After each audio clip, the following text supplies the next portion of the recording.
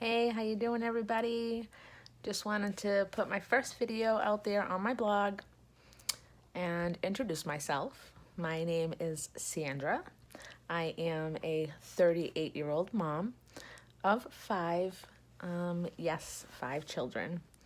Little backstory behind that is only three are mine by blood, and two are my stepsons.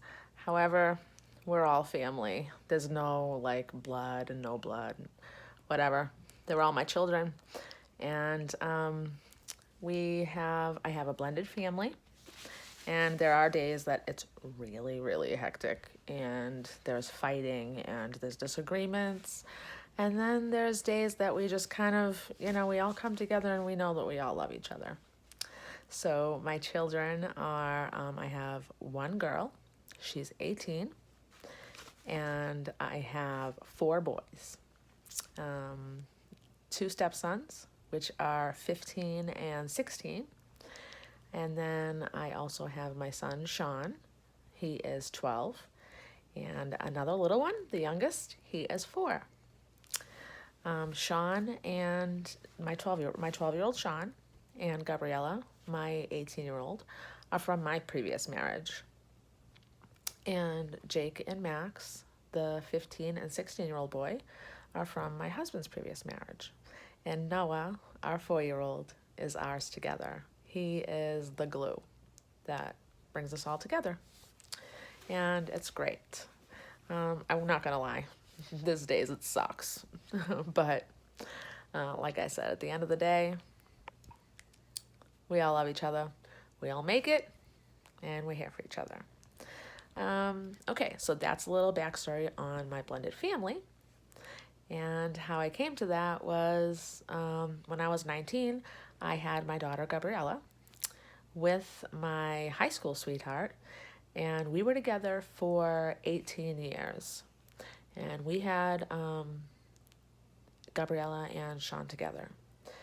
I did get divorced in 2013. Well, separated in 13, and it was divorced finally in January of 2014. It was a mutual agreement. I think what kind of happened there is that, we grew up like in our relationship. Like we went from like children to adults. And, I think as we grow older, people change. And, we both changed.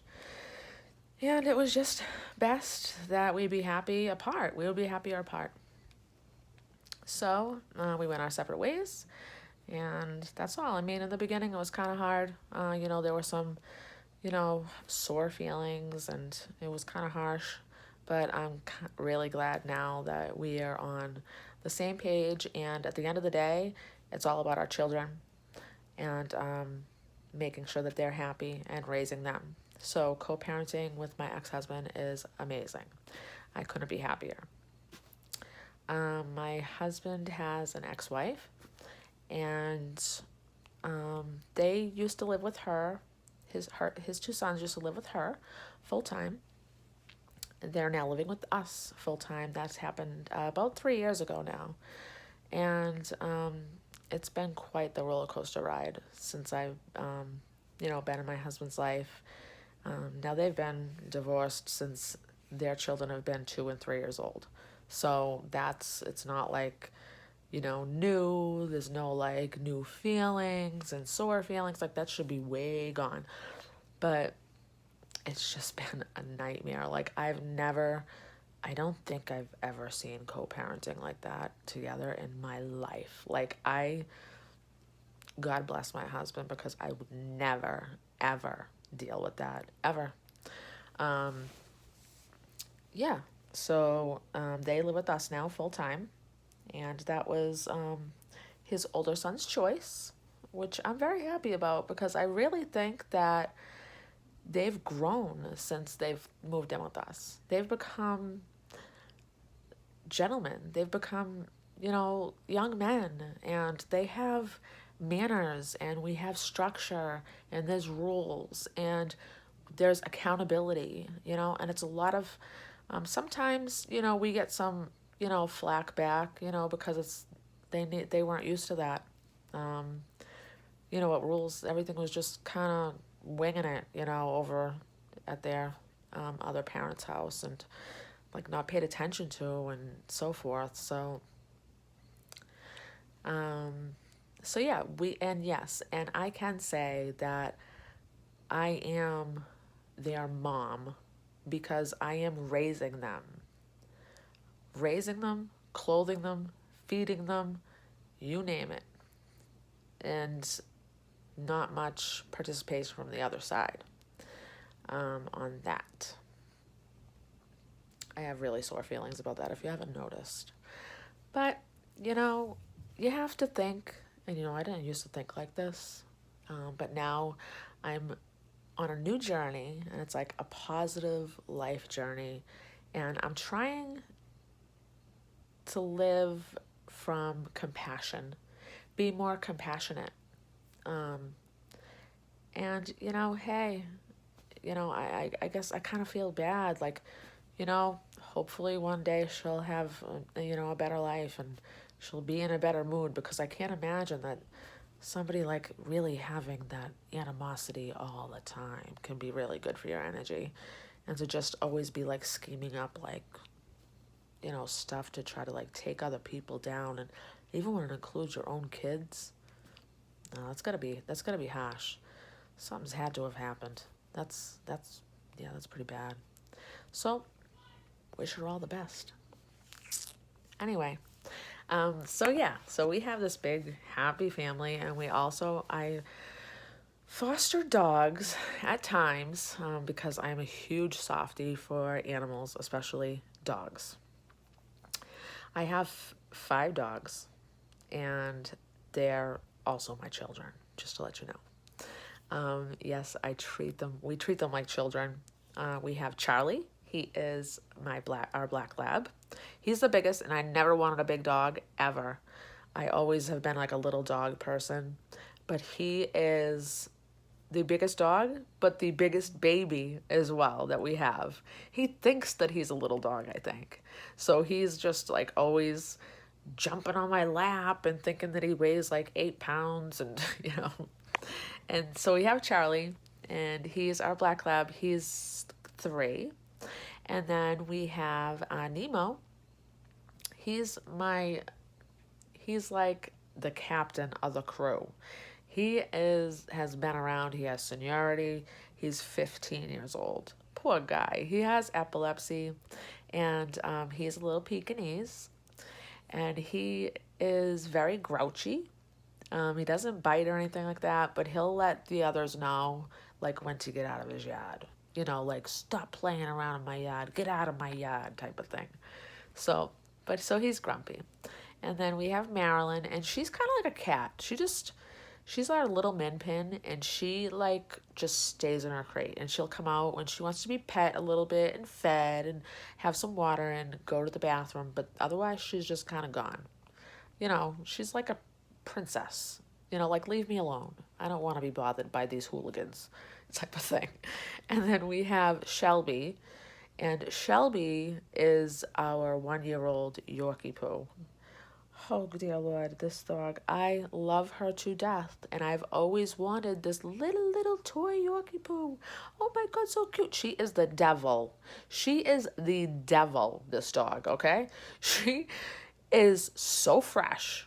She doesn't bite or anything like that, but she will tear those other dogs down one by one and be the last one standing. She takes no shit, that dog. I mean, she's pretty mean. But she can also be cuddly. She is full like 3 pounds. And then we have Scooter. He is our new addition, and we adopted him from Arnie, same place that we adopted Charlie. And he is a min pin, but what a sweetheart he is. So sweet. Just really lovable and cuddly, and I love my animals.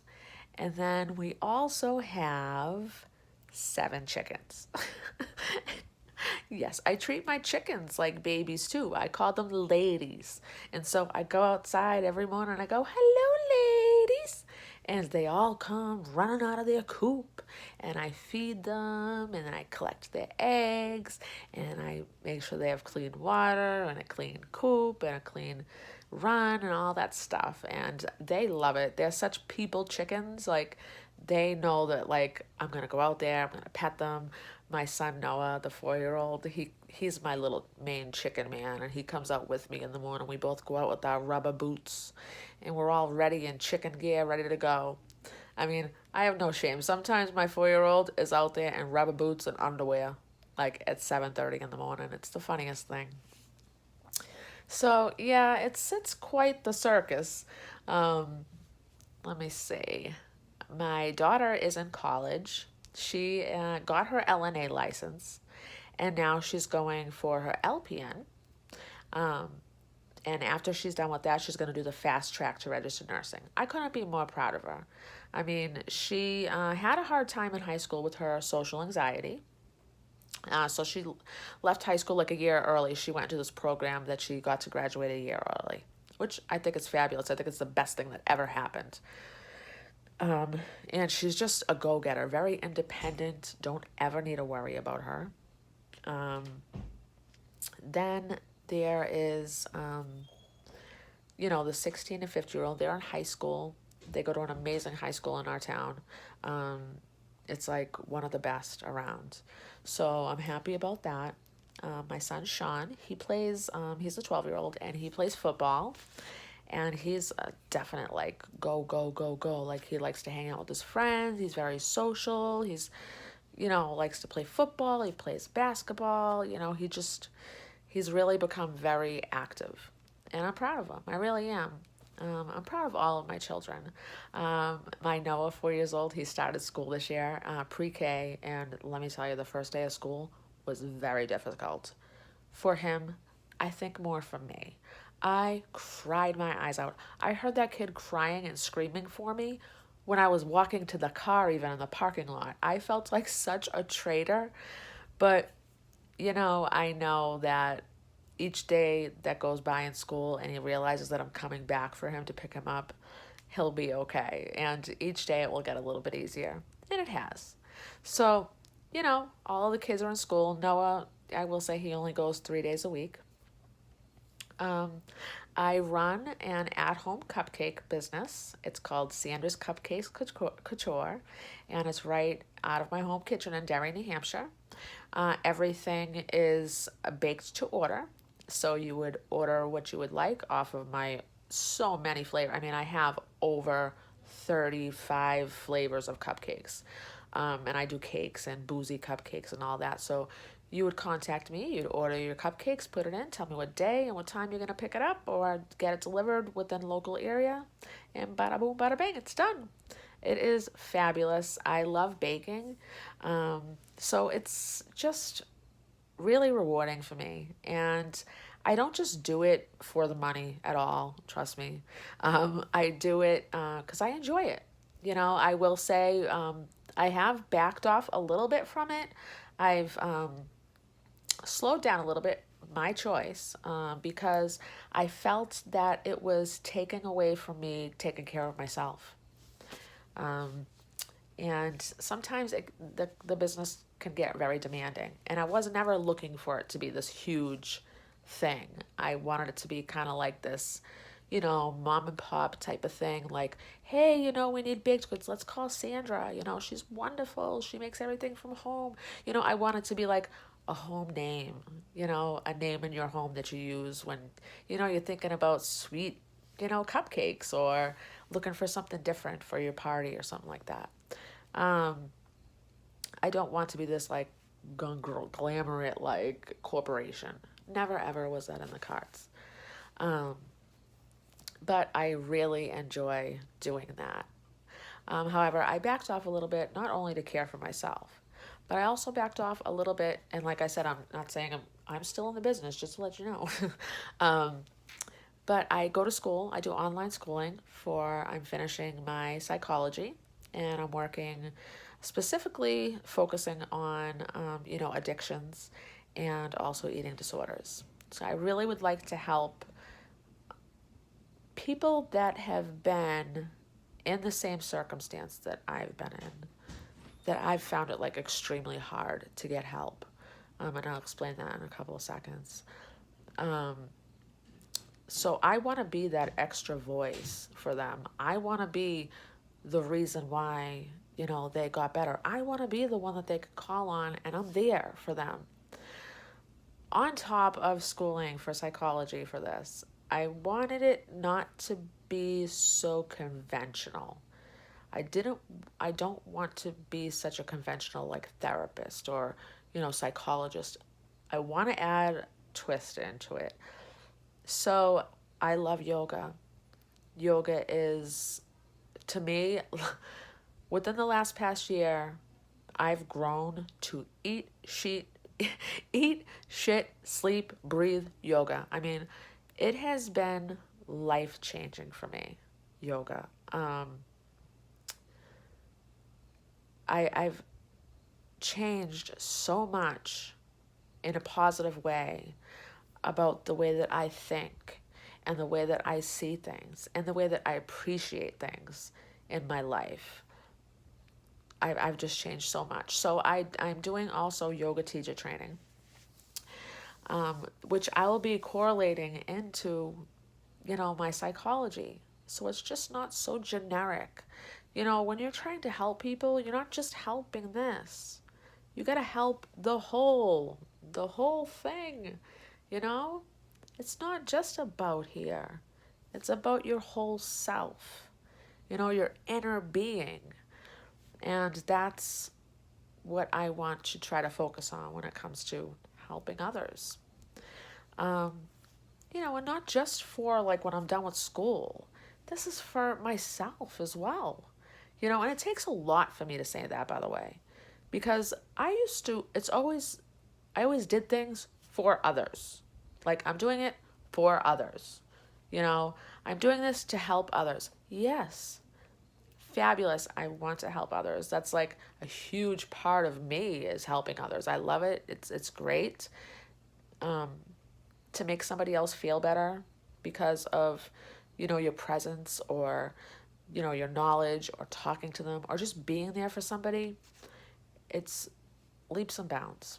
It's amazing. It's an amazing feeling, and it makes me feel happy and proud.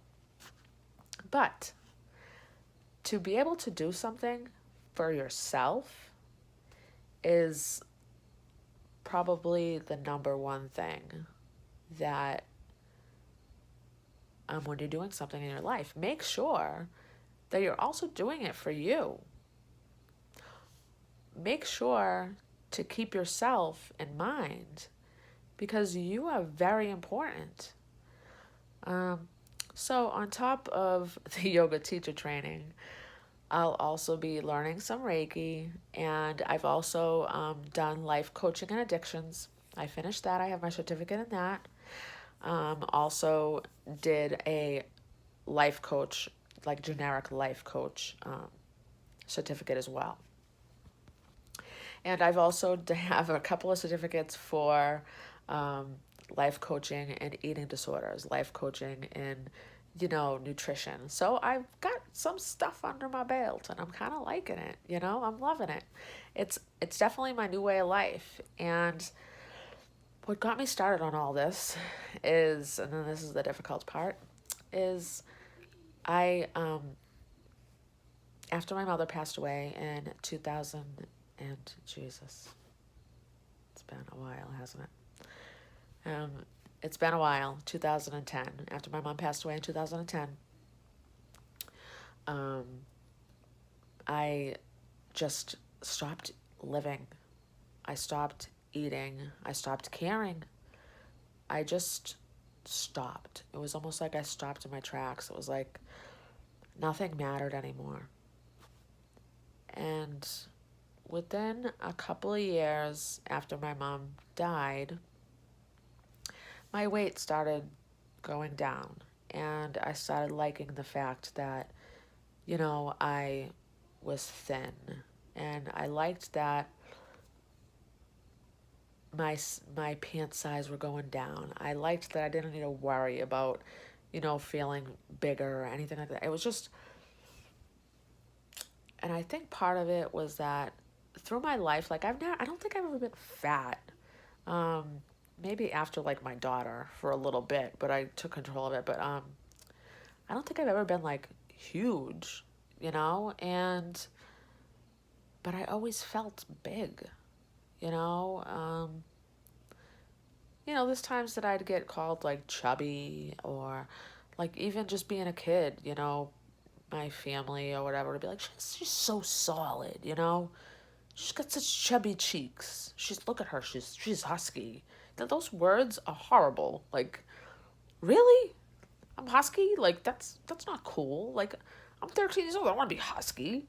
I want to be feminine, So just throughout my life, like just struggling with weight and like my appearance and just wasn't good enough. I'll be honest with you, like my dad too, he'd be like, geez, you got another slice of pizza? Didn't you already have one? No, I actually didn't even have one at all, but thanks for paying attention, and even though you weren't paying attention correctly. Um, or maybe you should lose a few pounds. And then when I was like the worst in my anorexia and my weight was really low, he came over and he's like, she's just so thin. And he seriously looked at my husband and said, how can you even look at her? God, she's so thin. Like she's got no ass, no nothing. Well, what the fuck do you want? Like, really? Like, you thought I was too fat before, and now you think I'm too thin now. Really? Like, so now I'm realizing, today, at this time, I'm realizing, you know what? I just don't think there's ever any pleasing that man. And really, why do I need to please him? Shouldn't I just need to please myself? Shouldn't I be happy with me?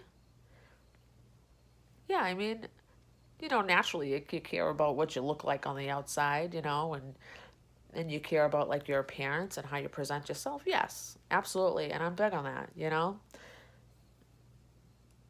But to care so much about what others think that it made me sick to the point where like I was in and out of the hospital and, still this day, I'm much better than what I was. And I'd say, I guess I'm in the midst of recovery, not fully recovered, still have my days. But I'm much better than I was. And I really have to thank like my whole mindset with yoga. And a little bit back, I told you that I wanted to be there for people for the eating disorders, because this is the reason why. It is, and it was extremely hard for me to find help. I'm not kidding you. I was in and out of the hospital, really like frail and just exhausted and needed help. And I called the very few eating disorder places that I could find. And one of them actually told me that I needed to be under 35 years old. That was kind of weird to me. I guess like maybe people don't have eating disorders past 35. So I felt, wow, like, shit, am I the only one? Like, what the frig? I should be over this, shouldn't I? A lot of them told me that they don't take my insurance, and then like to even get into that program, it was like buku bucks that I definitely couldn't swing. Then there was some that were way far away. Like I would have to take a plane and like stay there for like 3 months, and I have a family of like 7. I can't just up and go and leave forever, like for a long time like that. And not be close to, if there was an emergency, like, be able to come home. And then there was one place in Waltham, I won't state their name, and constantly had like beds that we have to wait for. And finally it happened after like weeks that one of the beds came. But one of the beds that were available, for the waiting list was also in the psych ward. So they mixed some eating disorder patients with the psych patients. I went in and 2 hours later called my husband to come and get me. I was devastated. I could not stay there. I just don't think that was the right atmosphere for me to be in. I think that it needed to be like, I needed to be in the eating disorder section. I'm not saying that like one's better than the other, because it's, they're just different mental illnesses. Then, um, so what I did is I actually did it on my own. I came home, and I think like a week later or 2 weeks later, I joined yoga, and I started to just really pay attention to myself and caring for myself, and paid attention to, okay, well, I guess I will eat breakfast. It's, food is fuel. You do need it to sustain life. Um, and you're talking to a girl that, like, 10 years ago, cheesecake was life, okay? I love cheesecake. I loved cheesecake. I don't think I've had a piece of cheesecake now for maybe 3 years. And then maybe 3 years ago, I think it was just like a couple of bites. People have like Chinese food, like maybe once a week or whatever, or once even a month. I haven't had Chinese food in like a year and a half. Yeah. My family orders pizza, and I don't eat pizza. I have a salad. That's the kind of stuff that I do. My family eats stuff that contains pasta, and I think this is a healthy thing. I won't have the pasta. I'll have zucchini, zoodles, and I do certain things that I think that nobody else notices. Like, I will stop pushing things around on my plate, or I'll say that I don't feel good, or I will be like, oh, you know what? You guys have that. I'll just have something in a little bit, and I'll make myself like an egg, or something small. Still do that to this day. Not as bad. I do have like breakfast now, and then like instead of skipping breakfast, lunch, then having like maybe a 200-calorie dinner. Now I have breakfast, and like at lunchtime I'll have like a yogurt and maybe a string cheese, and then at dinner I'll have, a sensible dinner. I will. And even sometimes I'll have like a snack, and there'll be like pretzels or something like that. The one bad, I live on coffee. Like, that's what I live on, coffee. It's horrible. Nobody should drink as much coffee as I do. I mean, but hey, I'm always going. I have to have coffee. I'm always going. Like, I have like this a circus here. Like, what do you want from me? I feel like I'm gonna pull my hair out. So yeah, this is me. This is me in a nutshell. And I know that I was like all over the place, like this and this and this and this, but that's me, you know. What else? What else can I tell you? Oh, I met my husband. So I got divorced. Oh, I got separated in 2013 in the beginning, and I met my husband in September of 2013. And whoops, accident, I got pregnant in like November of 2013. So talk about mixed emotions of like, holy shit, another baby. Like, I never expected to have another baby. Never, ever. But believe me, I feel like this child like he was meant. He was absolutely meant. He is so sweet. I could never imagine my life without him. He was meant. And then I got remarried in 2015 to my husband. To Dan, which is my husband's name. My husband's name is Dan. And we met in September of 2013, had a baby in August of 2014. Noah was born, and we were married in April of 2015. So it's pretty quick life changes. And, at the end of the day, I think that everything was just meant to be the way that it was, and there were some people that were like, oh my God, so quick. And I get that. I really do. But it's my life, not yours. So it is what it is. So now I'm on this huge like yoga like thing, and I'm like wicked excited about it. Um, I'm gonna be doing this like a recovery festival, and we're gonna be doing it with our yoga trainer, me and a couple other trainees, and I'm really excited about it. Like I'm really excited to be going on this new journey in my life and helping in a different way. Um, okay, I'm just trying to think of anything else that I need to say. I mean, I'm sure there's a ton. I've also volunteered for hospice a few times. People will say to me like, "Oh, I don't know how you do that. Like, how do you do that?" They call you, when somebody's about to die, and you're there for them, and you're there for support, to hold their hand, to sing to them, to whatever, just to keep them company. They want to read, you read. They want to look at pictures, you look at pictures to them.